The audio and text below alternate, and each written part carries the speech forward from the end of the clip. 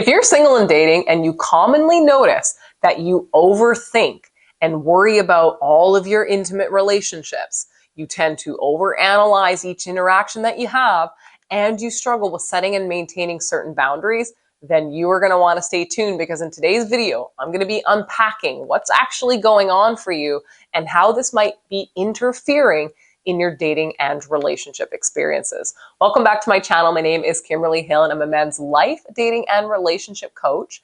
And most commonly, my clients experience anxiety when it comes to their dating and relationship experiences. So in today's video, I'm going to be unpacking what is anxious attachment style, where we develop this attachment style, and how you can begin to overcome it so that you can have healthy, loving, and deeply secure relationships. Attachment theory and the concept of attachment styles were initially developed by a British psychologist called John Bowlby. Bowlby was a very prominent figure in the field of development psychology, and attachment theory became one of his most significant contributions to his work. His work began in the 1950s, and it continued throughout his career. Now, later on, a woman named Mary Ainsworth, another prominent Canadian figure in this field, made complementary contributions to Bowlby's attachment theory, developing what's called the strange situation theory, which was research that assessed the attachment styles of infants. While Bowlby and Ainsworth did not collaborate directly, Ainsworth research was deeply influenced by Bowlby's theoretical framework. And even more recently, the idea and work of attachment theory has become incredibly mainstream due to a book called Attached: The New Science of Adult Attachment and How It Can Help You Find and Keep Love, written by Amir Levine and Rachel F.S. Heller. But what really is our attachment style? Well, Bowlby's research focused on understanding the bonds that are formed between infants and their primary caregivers, especially their mothers. He observed that the quality of these early attachments had a very profound impact on the child's emotional development and the relationships later on in their lives. So it really is our attachment pattern that develops early in our life and influences how we connect with other people. If our primary caregiver or our mothers were inconsistent or unavailable to us, and we were left as children feeling uncertain about receiving love and attention, these experiences would shape our beliefs about our self-worth and about the reliability of other people in our lives. So it's very much a learned behavior versus a personality flaw. Now, through all of this research, Ainsworth identified three primary attachment styles: secure attachment, anxious attachment, and avoidant attachment. Now, for the purpose of today's video, we're going to be focusing solely on anxious attachment, although look out for later videos where I dive into the other attachment styles.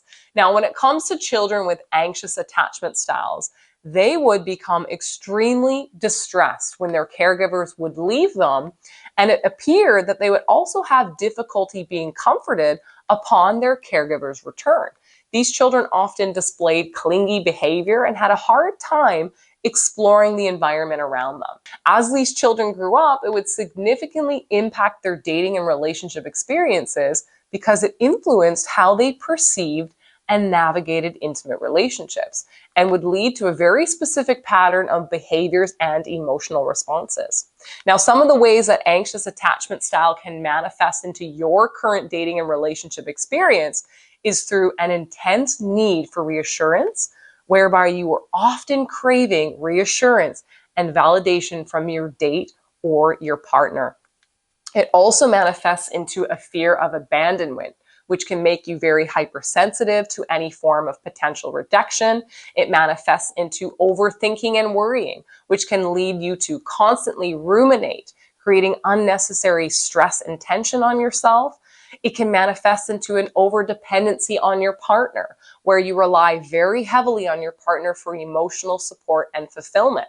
It manifests into jealousy and possessiveness, where you often feel threatened by other people in your partner's life and even display jealousy and possessiveness towards them.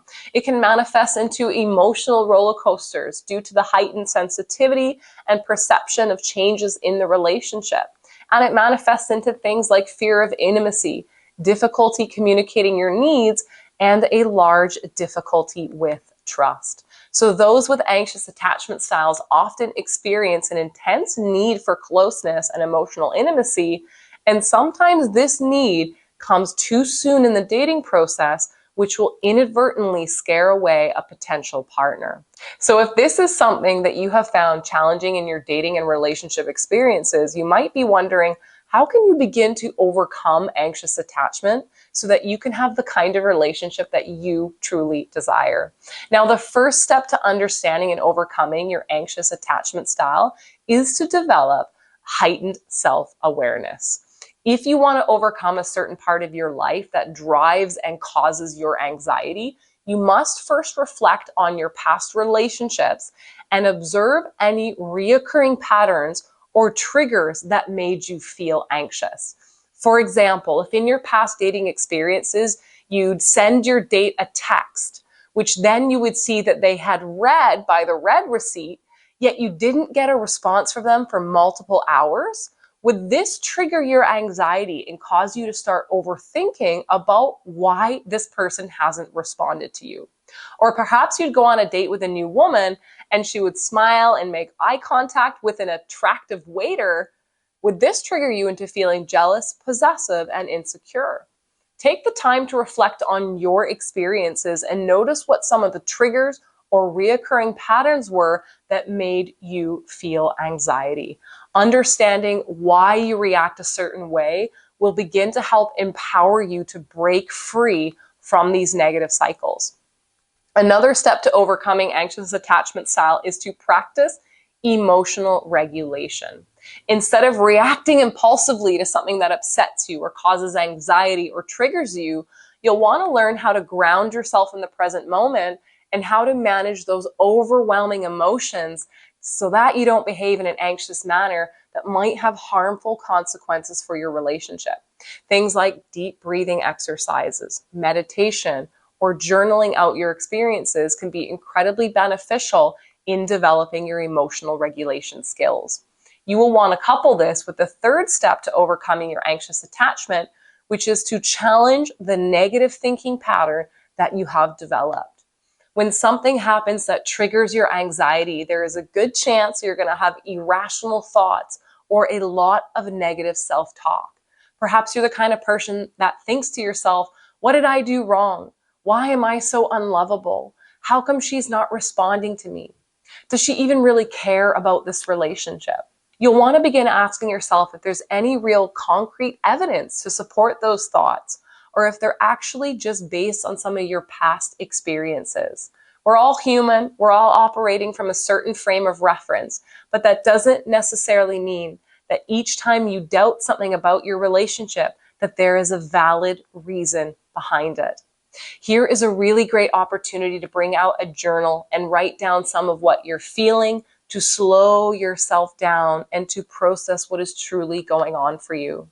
Overcoming anxious attachment style means you'll also have to work on your communication and your vulnerability. Instead of viewing your attachment style as some negative characteristic or flaw and trying to hide this from your partner, talk to your partner about the feelings that you have, about the fears that you have, and also let them know what you need in a relationship in order to feel secure. It's important that we learn to open up with our partner so we can foster a supportive and understanding environment. Now, this does not mean that each one of your needs will be met 100% of the time from your partner, but it certainly will let them know and it will communicate to them what is important to you and how they can work with you and that relationship.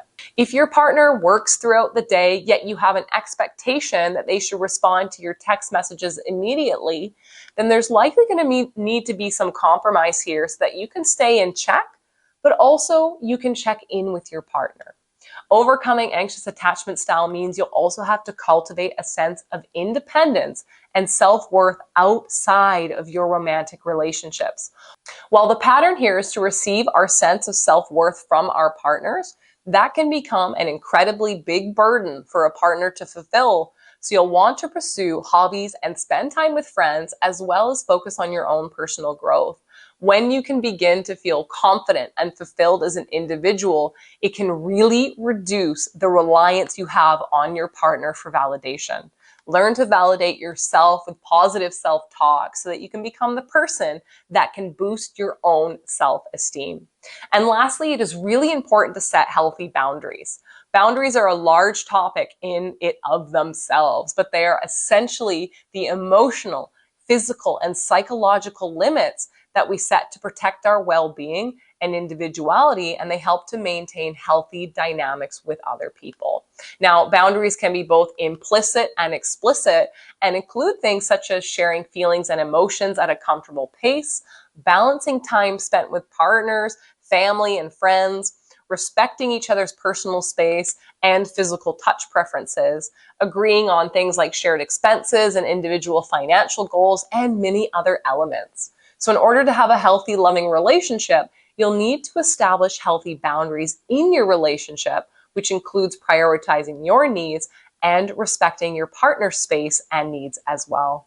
Remember that when it comes to overcoming anxious attachment style, it is very much a journey, and it does require patience and self-compassion. It took you many years to learn this behavior, so give yourself time to change how you respond to events and to be kind to yourself in the process. The quality of your life depends on the quality of your thoughts as well as the actions you take in life. It is never too late to change and grow and to work on fostering healthy, loving relationships. Thank you so much for watching this video. And if you found this video helpful, please give it a thumbs up. Subscribe to my channel for more insightful content, as well as head over to my social media account at Kimberly Nina Hill. Thanks for watching.